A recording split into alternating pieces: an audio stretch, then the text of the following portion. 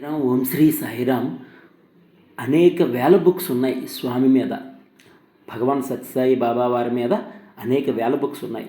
అందులో 15 వాహినీస్, ఇది సర్టిఫికేట్స్ కూడా ఇష్యూ చేస్తున్నారండి, సర్టిఫికేట్స్ కూడా ఇస్తున్నారు ఈ కోర్స్ కంప్లీట్ చేసిన వాళ్ళకి. 15 వాహిని బుక్స్ ఉన్నాయి. ఈ 15 వాహిని బుక్స్ చదివితే మీకు టోటల్ సీక్రెట్స్ తెలిసిపోతాయి.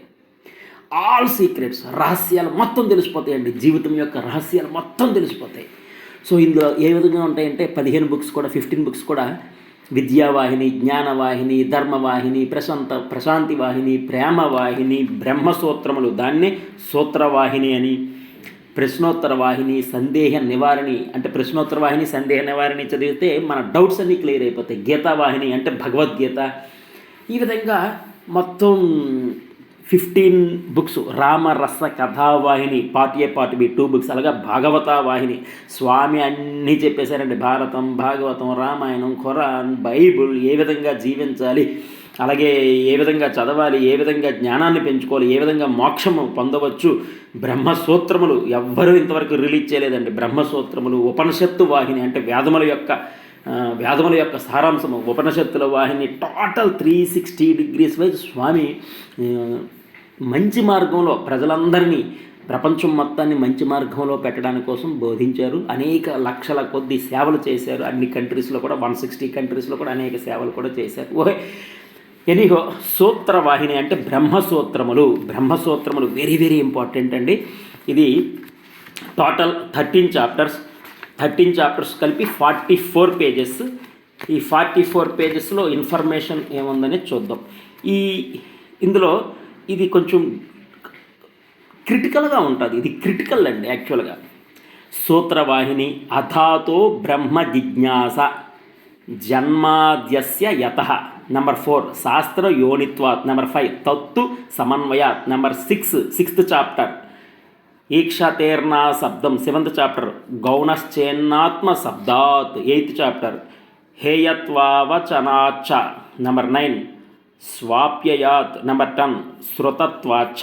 నెంబర్ 11 జ్యోతిశ్చరణాభిధానాత్. నెంబర్ 12 ప్రాణశ్చతా సుగమాత్. నెంబర్ 13 సర్వత్ర ప్రసిద్ధోపదేశాత్. ఇందులో నెంబర్ 1 సూత్రవాహిని చాప్టర్లో స్వామి ఏం చెప్పారో చూద్దాం.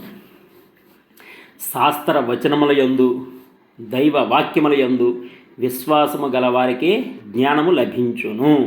శాస్త్ర వచనముల యందు, దైవ వాక్యముల యందు విశ్వాసము గలవారికే జ్ఞానము లభించును. ఇవన్నీ ఏంటంటే గత జన్మల సంస్కారము వలన మాత్రమే మనకి వస్తాయండి. మనం ప్రశాంతి నిలయం రావాలన్నా కానీ ఉన్న వాస్తవం చెప్తున్నానండి, 100 జన్మల పూర్వజన్మ సుకృతమైనా ఉండాలి, లేదా స్వామి యొక్క అనుగ్రహం, స్వామి యొక్క ఆశీస్సులైనా ఉండాలి. అదర్వైజ్ మనం ప్రశాంతి నిలయంలో అడుగు పెట్టలేం. అదంతేనండి. ఓకే. సూత్రవాహిని. ప్రస్థానత్రయములు అంటే ఉపనిషత్తుములు అంటే వేదముల సారమే ఉపనిషత్తులు. బ్రహ్మసూత్రములు, భగవద్గీత, ఈ 3 వెరీ వెరీ ఇంపార్టెంట్. ప్రస్థానత్రయములు అంటే ఉపనిషత్తులు, బ్రహ్మసూత్రములు, భగవద్గీత.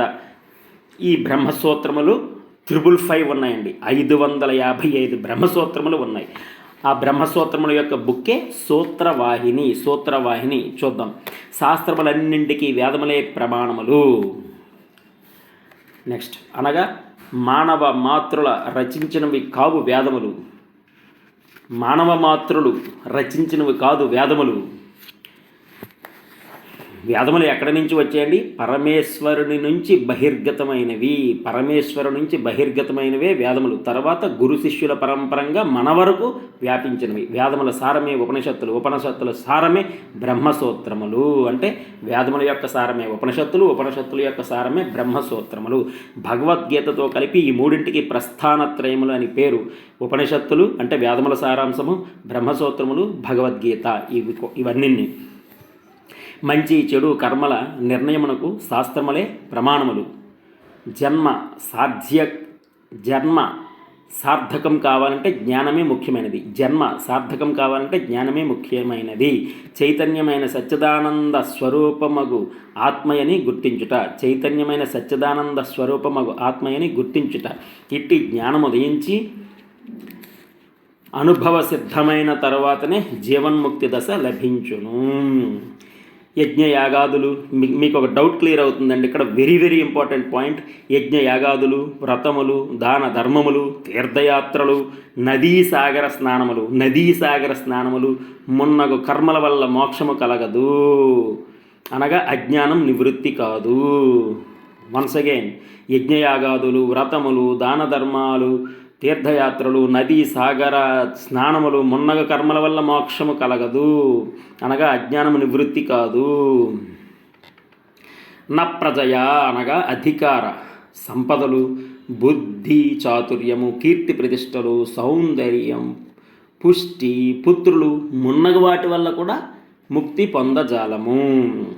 ఇక్కడ స్వర్గము, నరకము, మోక్షం అనేది ఉంటుందండి. ప్రతి ఒక్కరు స్వర్గం నరకం స్వర్గం రెండూ చూస్తారు. అది కొంతకాలం, ఇది కొంతకాలం టెన్యూర్ ఉంటుంది. అంటే అవి కూడా టెంపరీయే. స్వర్గం నరకం కూడా టెంపరీయే. మోక్షం మాత్రమే పర్మనెంట్ సొల్యూషన్. మోక్షం మాత్రమే పర్మనెంట్. అంటే మనం భగవంతుల్లో ఐక్యం అయిపోవాలి. మళ్ళీ అన్ని లక్షల జన్మలు మళ్ళీ రాకుండా ఉత్తమమైన మానవ జన్మ నుంచే మనం మోక్షమునకు చేరుకోవాలి. అంటే భగవంతునిలో ఐక్యమైపోవాలి. ఆల్రెడీ నేను చాలా బుక్స్ అప్లోడ్ చేసి పెట్టానండి. మోక్షమునకు ఏవి అడ్డుపడుతున్నాయి, మోక్షము సాధించుట ఎట్లు, ఇవన్నీ చాలా బుక్స్ నేను ఆల్రెడీ అప్లోడ్ చేశాను. మోక్షము సాధించాలంటే భక్తి, నిస్వార్థ సేవ, చిత్తశుద్ధి, అలాగే జ్ఞానము, వైరాగ్యము, నెక్స్ట్ మోక్షము. ఇది స్టెప్స్ అండి. ఇవి స్టెప్స్ మోక్షమునకు. ఓకే, ఇక్కడ ఏమని చెప్పారు మళ్ళీ?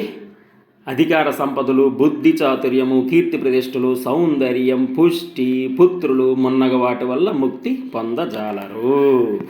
పైన తెలిపిన కర్మలన్నీ ధన సహాయముతో జరుపబడినవి. ధనము లేని ఎడల అట్టి కర్మలు జరుపబడజాలవు. ధనము లేకపోతే పై కర్మలు చేయలేము. అయితే జ్ఞానమును ధనముతో కొనలేరు. జ్ఞానమునకు సంబంధం లేదు. అసలు సంబంధం లేదు. ధనాన్ని జ్ఞానాన్ని మనం కంపేర్ చేయలేము. ధనాన్ని ఎవరైనా సంపాదించగలరు, కానీ జ్ఞానము చాలా చాలా చాలా కొద్ది మందికి మాత్రమే జ్ఞానం ఉంటుంది. లెస్ దాన్ 2%, లెస్ దాన్ 5% జ్ఞానం అనేది. అది బ్రహ్మజ్ఞానం. Very very important. అది గత జన్మ ఎన్నో జన్మల అదృష్టం, సంస్కారం వల్ల మాత్రమే జ్ఞానము ఇలాంటివి లభిస్తాయి. ఓకే, చూద్దాం. శాస్త్ర వచనముల యందు, దైవ వాక్యముల యందు విశ్వాసము కలవారికే జ్ఞానము లభించును. జ్ఞానం ఎవరికి లభిస్తుందండి? శాస్త్ర వచనముల యందు, దైవ వాక్యముల యందు విశ్వాసము గలవారికి మాత్రమే జ్ఞానము లభిస్తుంది. అయితే సర్వత్యాగం వల్ల ముక్తి కలుగునని దీని అర్థము. సర్వము త్యాగం చేస్తే ముక్తి కలుగుతుంది. నెక్స్ట్, ఆత్మతత్వజ్ఞానము చేత మాత్రమే దాని ఫలమైన సంసారము, దుఃఖము నశించును. ఆత్మతత్వజ్ఞానము చేత మాత్రమే దాని ఫలమైన సంసారము, దుఃఖము నశించును. కేవలం కర్మ వల్ల వినాశనము కావు అని ఉపనిషత్తు చెప్పుచున్నది. జ్ఞానమును సంపాదించుకొనుట, మానవుడు తన నిజస్వరూపమును మరిచి దేహేంద్రియాదులనే తానని భావించి వాటికి కావలసిన విషయ భోగములు సంపాదించుకుంటే ఆనందము కలుగుతుందని వాటి వెంట పడ్డాడు. కానీ ఈ ప్రయత్నము వలన ఆనందము కలగదు. ఆనందానికి బదులు అనర్థములే కలుగును. సుఖానికి బదులు దుఃఖములే ప్రాప్తించును. విషయ భోగములు దుఃఖ పర్యవసానముల గలనే ఫలించుచున్నవి. విషయ భోగములు దుఃఖ పర్యవసానములుగానే ఫలించుచున్నవి. ఇట్టి మానవునకు సరి అయిన ఆనంద మార్గము కావలసి ఉన్నది. ఆనందము ఎచ్చట లభించును? ఇది బయట వస్తువులలో లేదు. బయట వస్తువుల యందలి ఆనందము విపరీత ఫలమునిచ్చును.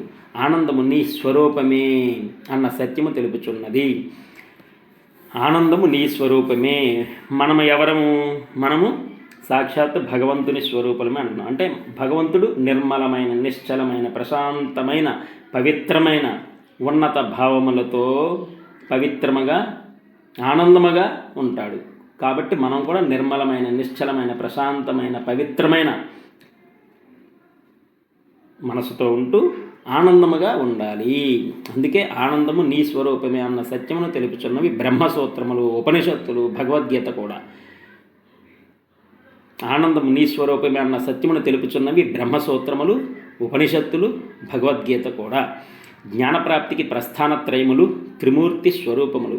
బ్రహ్మసూత్రములను అర్థము చేసుకొనుట కఠినమైన విషయము. ఇదంత ఈజీ కాదండి. చూద్దాం. ఈ బ్రహ్మసూత్రము శారీరక శాస్త్రమనియు వేదాంత ధర్మమనియు చెప్పబడుచున్నది. అంటే శరీర సంబంధమైన ఆత్మ, జీవుడు, ఇంద్రియాది భూతాదులను గూర్చిన శ్రేష్టమైన పరిశీలన జరుపుట అనగా బ్రహ్మమే శరీర ఇంద్రియాలకు ఆధారమని గుర్తించుట. బ్రహ్మమే శరీరము మరియు ఇంద్రియాలకు ఆధారమని గుర్తించుట. 2 వేదార్థములు, అవి ధర్మము, బ్రహ్మము. బ్రహ్మసూత్రములు మొత్తం ఎన్నండి? 555 555. కొంతమంది 449 కూడా అంటారు, 449 కూడా కొంతమంది అంటారు. ధర్మము పూర్వమీమాంస, దీనికి కర్మ ప్రధానమైనది. శ్రద్ధావాన్ లభతే జ్ఞానం. శాస్త్ర వచనములందు దైవ వాక్యములందు విశ్వాసము గలవారికే జ్ఞానము లభించును. శాస్త్ర వచనములయందు దైవ వాక్యములయందు విశ్వాసము గలవారికే జ్ఞానము లభించును. బ్రహ్మమే శరీర ఇంద్రియాలకు ఆధారమని గుర్తించుము. బ్రహ్మమే శరీరం మరియు ఇంద్రియములకు ఆధారమని గుర్తించుము. ఆనందము నీ స్వరూపమే, ఆనందము నీ స్వరూపమని తెలిపాను. సర్వత్యాగము వలన మాత్రమే ముక్తి కలుగును. సర్వత్యాగము వలన మాత్రమే ముక్తి కలుగును. శాస్త్ర వచనములయందు దైవ వాక్యములయందు విశ్వాసము గల వారికే జ్ఞానము లభించును. జ్ఞానము లేనిదే వైరాగ్యము లేదు, వైరాగ్యము లేనిదే మోక్షము లేదు. వైరాగ్యం గురించి నెక్స్ట్ చాప్టర్లో క్లియర్గా వస్తుందండి. ప్రస్థానత్రయములు, ఉపనిషత్తులు అంటే వేదముల సారాంశము, బ్రహ్మసూత్రములు, భగవద్గీత. ఈ విధంగా first chapter successfully completed. Second chapter అథాతో బ్రహ్మ జిజ్ఞాస. అథాతో బ్రహ్మ జిజ్ఞాస, ఇది బిగ్ చాప్టర్ అండి. చూద్దాం. ఒక్కొక్క సూత్రము ఒక్కొక్క విధముగా వ్యాఖ్యానింపబడినది. ఒక్కొక్కరు తమ తమ విశ్వాసములను, అభిరుచులను, అనుభవాలను, ఆనందాన్ని పురస్కరించుకుని ఈ సూత్రాలకు వ్యాఖ్యానాలు రాశారు. మొదటి సూత్రం అథాతో బ్రహ్మ జిజ్ఞాస. రెండవ సూత్రము ఇహమూత్ర ఫలభోగ విరాగము. ఇహమూత్ర ఫలభోగ విరాగము. మూడవది సమ దమాది గుణ సంపత్తి. సమ దమాది గుణ సంపత్తి. నాలుగవది తితీక్ష. అలాగే ఐదవది శ్రద్ధ. ఆరవది సమాధానము. ముముక్షత్వము. సో ఇది కొంచెం చూద్దాం. మొదటిది వివేకము. వివేకం అనగా నిత్య అనిత్య వస్తు విచారణ. నిత్య అనిత్య, ఏది టెంపరీ ఏది పర్మనెంట్ అని విచారణ చేసేదే వివేకము. ఆత్మ మాత్రమే నిత్యమనియు దృశ్య కల్పితమనియు అనిత్యమనియు అన్నియు మార్పు చెందినవే కానీ ఏదియు శాశ్వతమైనది లేదనియు వీటన్నింటికీ ఆధారమైన ఆత్మ నిత్య సత్యమనియు దీర్ఘ విచారణ వలన నిర్ణయము గావించుకొని సత్యాసత్యములను విడదీయునదే వివేకము. ఏది సత్యము ఏది అసత్యము విడదీసేదే వివేకము, విచక్షణ అంటారు. రెండవది ఇహమూత్ర ఫలభోగ విరాగము. అనగా మాలిన్యమును, దుఃఖమును, అనిత్యతను విచారించి, మాలిన్యమును, దుఃఖమును, అనిత్యతను విచారించి అంత అస్థిరత్వమేనని భావించి సర్వం దుఃఖం, సర్వం క్షణికం అను సత్యమును గుర్తించిన వైరాగ్యము ఉదయించును. సర్వం దుఃఖం, సర్వం క్షణికం అని అను సత్యమును గుర్తించిన వైరాగ్యము ఉదయించును. వైరాగ్యం అనగా ఏంటో చెప్తున్నారు. వైరాగ్యం అనగా, అందరూ శ్రద్ధగా వినండి, వైరాగ్యం అనగా ఇల్లు, వాకిలి, ఆలు బిడ్డలను వదిలి అడవికి వెళ్ళిపోవట కాదు. భార్యాభర్తలని వదిలి అడవికి వెళ్ళిపోవట కాదు. జగత్తు యొక్క అనిత్యత్వమును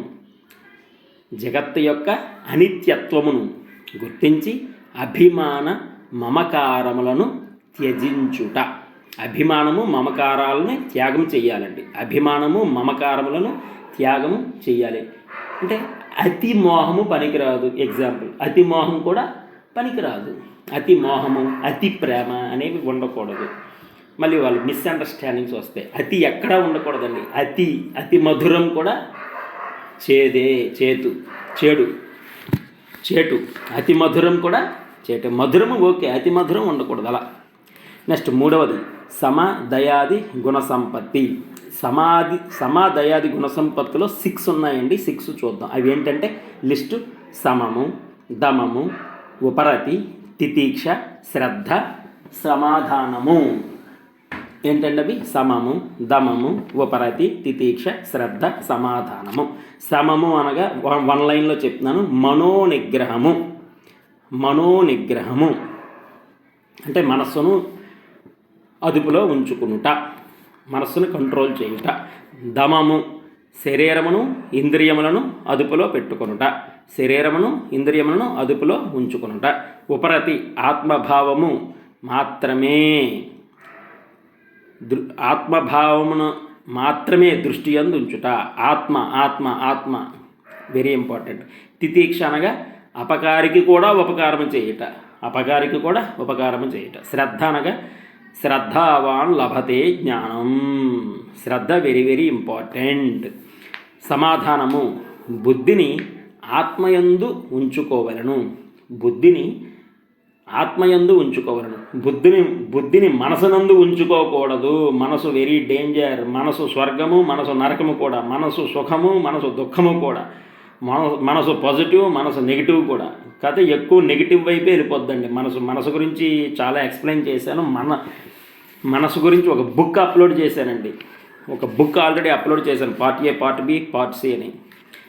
అది ఓకే. బుద్ధిని ఆత్మయందు ఉంచుకోవలను. సమము అనగా మనోనిగ్రహము.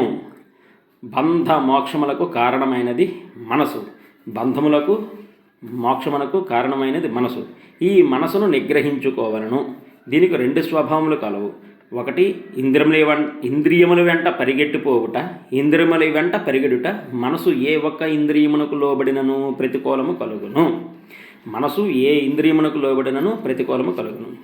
ఈ విధంగా సో బుద్ధిని ఆత్మయందు ఉంచుకోవాలి, బుద్ధిని మనసునందు ఉంచుకోకూడదు. ఎగ్జాంపుల్, ఇంద్రియాదులలో ఏ ఒక్క ఇంద్రియము వశము కాకపోయినా అతనికి బంధములో త్రోయను.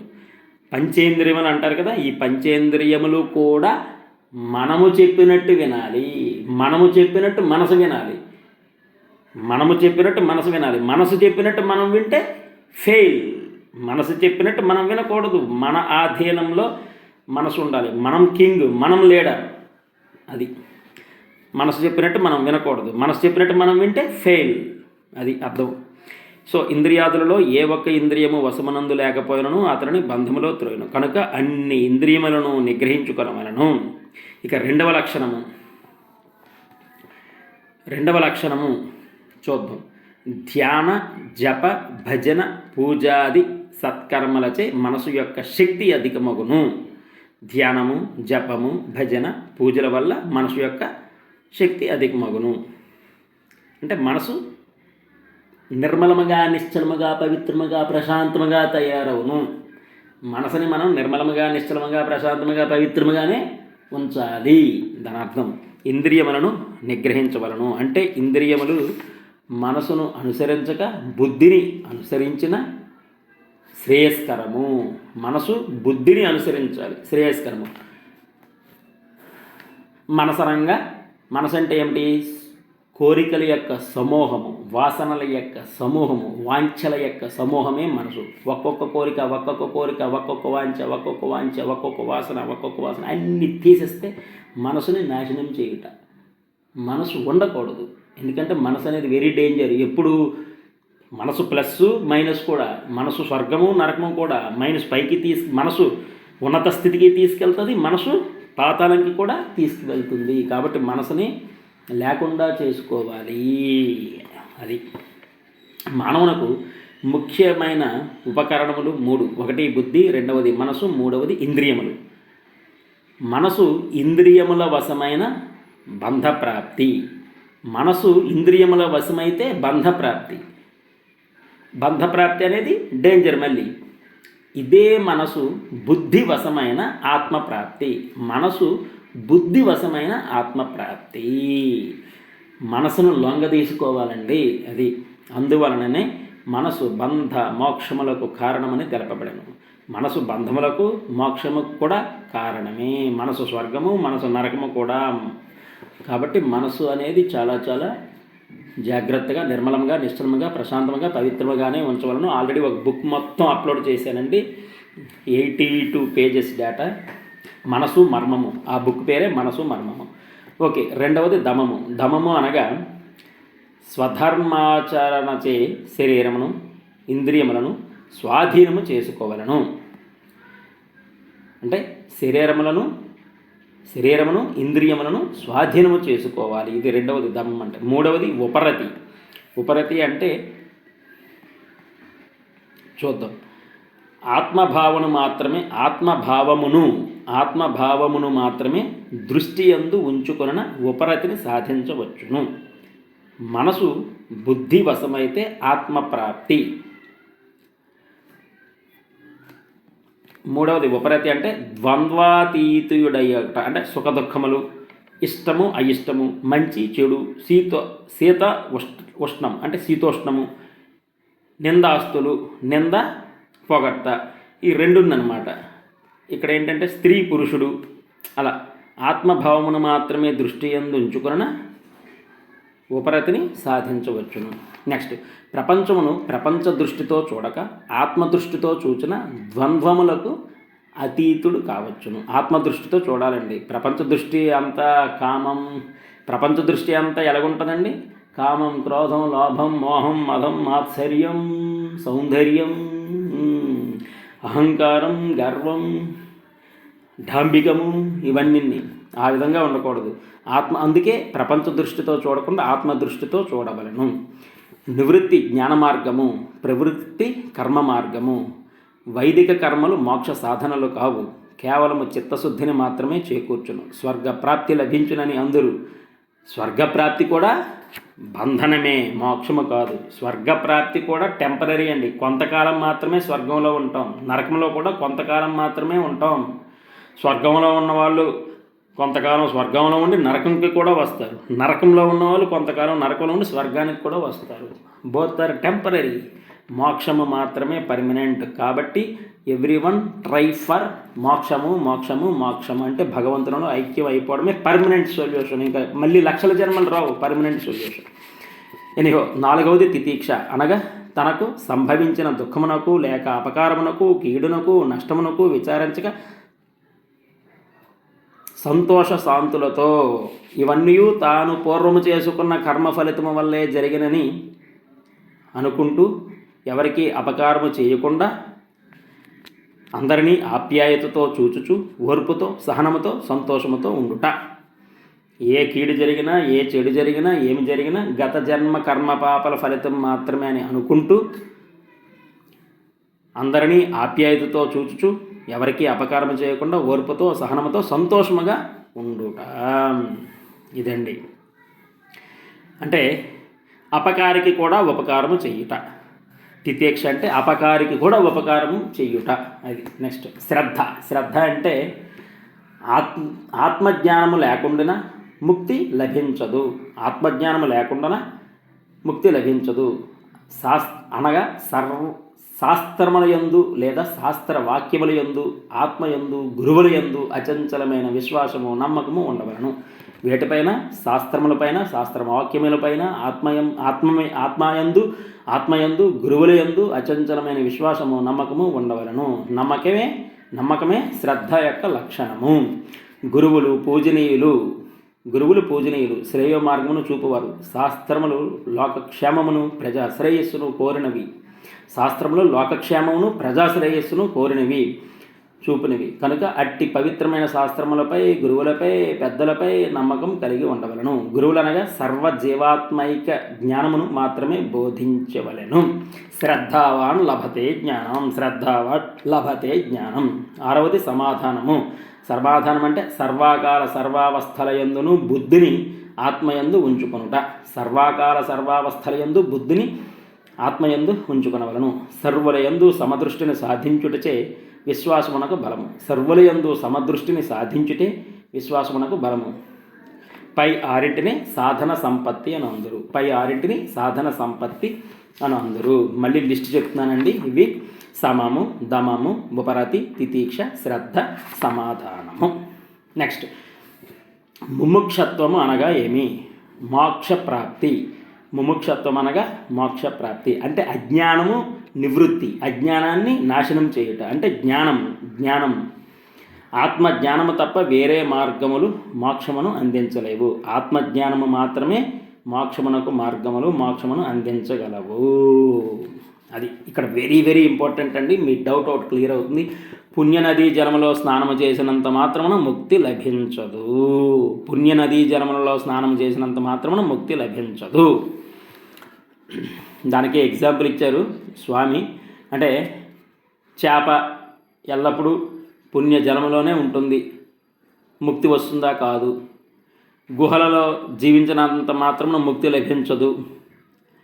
అందులో ఎలుకలు ఫర్ ఎగ్జాంపుల్, అలాగే క్రూర మృగములు, వాటికి ముక్తి వస్తుందా? ఉండదు. ఇలా చెప్పుకుంటే చాలా ఎగ్జాంపుల్స్ ఉన్నాయి. అవన్నీ పక్కన పెట్టేద్దాం. ఆత్మజ్ఞానం సంపాదించాలి. కర్మ వలన కానీ, వస్తువుల వలన కానీ, వ్యక్తుల వలన కానీ మోక్షము లేదా బ్రహ్మప్రాప్తి లభించదు. కర్మ వలన, వస్తువుల వలన, వ్యక్తుల వలన మోక్షము లేదా బ్రహ్మప్రాప్తి లభించదు. ఎందుకనగా వస్తువులు, వ్యక్తులు, కర్మలు అనిత్యములు, అన్నీ నశించినవే. చిత్తశుద్ధిని కలిగించు కర్మ ద్వారా ముక్తి లభించదని, చిత్తశుద్ధిని కలిగించు కర్మ ద్వారా ముక్తి లభించదని, బ్రహ్మప్రాప్తి చేకూరదని తెలుసుకున్న కారణము వలన బ్రహ్మ జిజ్ఞాసకు అధికారి కాగలడు. Okay, next. గుణమునకు మించిన జ్ఞానము మరొకటి లేదు. ఇదే శీల సంపత్తి. గుణమే నిజమైన బలము.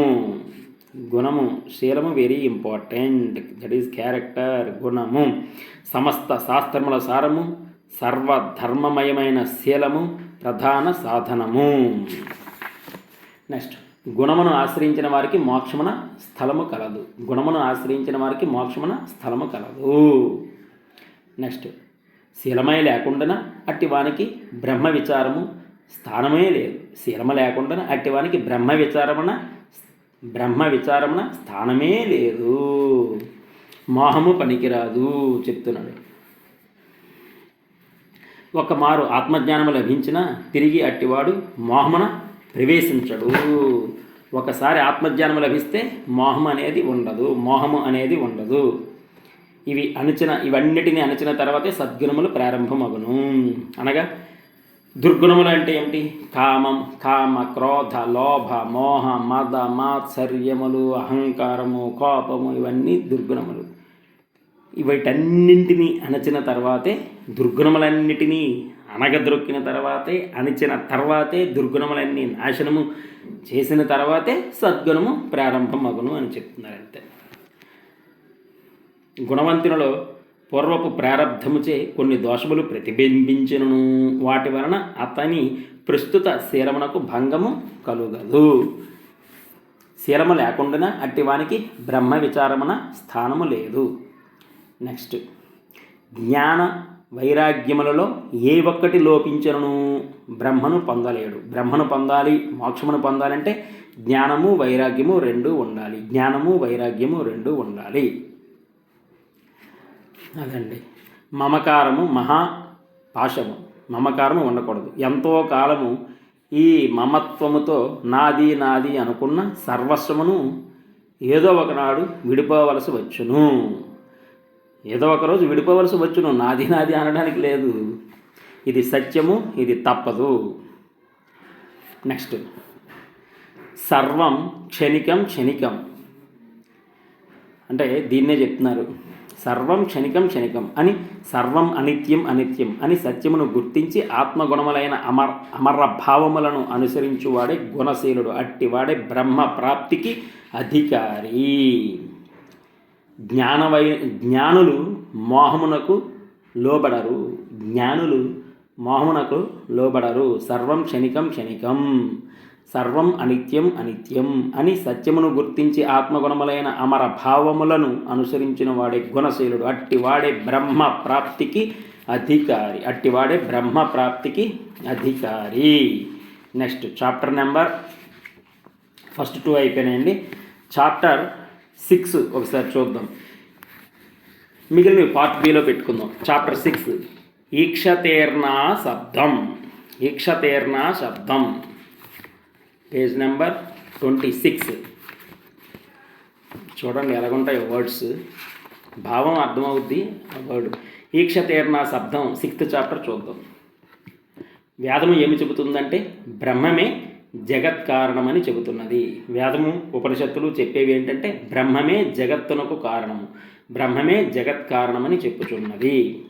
జ్ఞానస్వరూపుడైన బ్రహ్మమే జగత్ కారణము.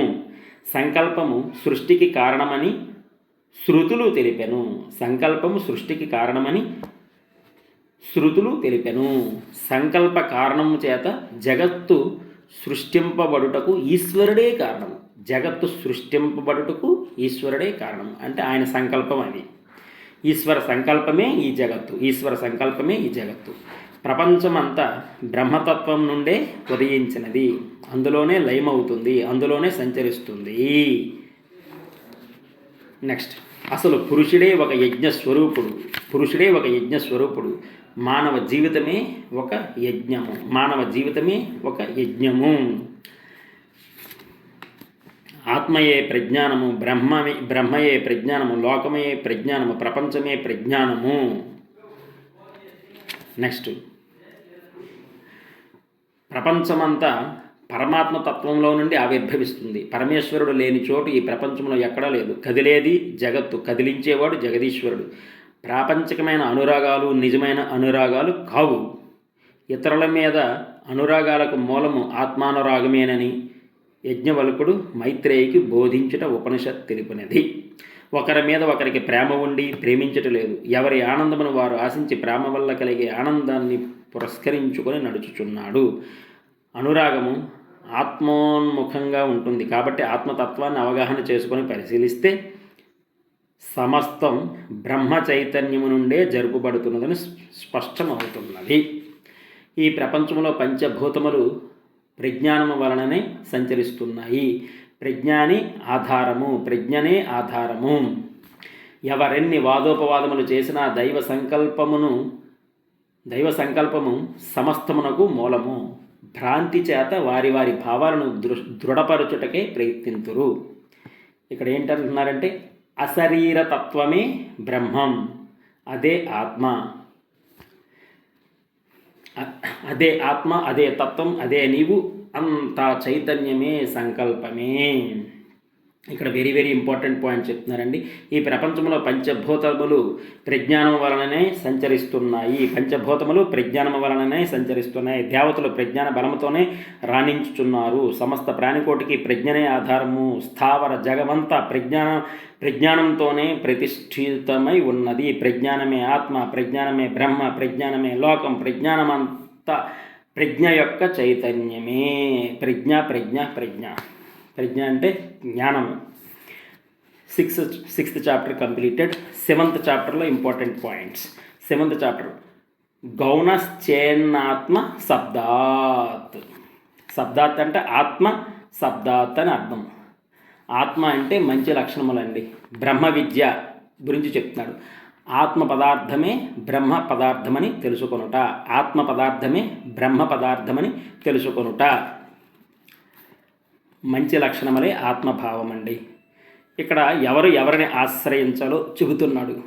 దరిద్రము పోవాలంటే ధనవంతుణ్ణి ఆశ్రయించాలి. అది. నెక్స్ట్, ఆత్మ పదార్థమే బ్రహ్మ పదార్థమని అనుభవపూర్వకంగా తెలుసుకొనుటయే బ్రహ్మ విద్య.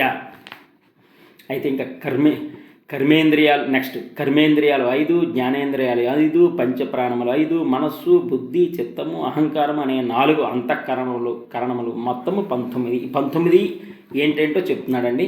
కర్మేంద్రియములు 5, జ్ఞానేంద్రియములు 5, పంచప్రాణములు 5, మనస్సు, బుద్ధి, చిత్తము, అహంకారం ఇవి 4, మొత్తం 19 లిస్ట్ ఇచ్చాడండి. Next, very very important. ఆత్మ కంటికి కనిపించదు, పట్టుకొనుటకు వీలు కాదు. ఆత్మసారం అనేది ఒకటి ఉన్నదనేది మాత్రం తెలుస్తుంది. ఆత్మ కంటికి కనిపించదు, పట్టుకొనుటకు వీలు కాదు.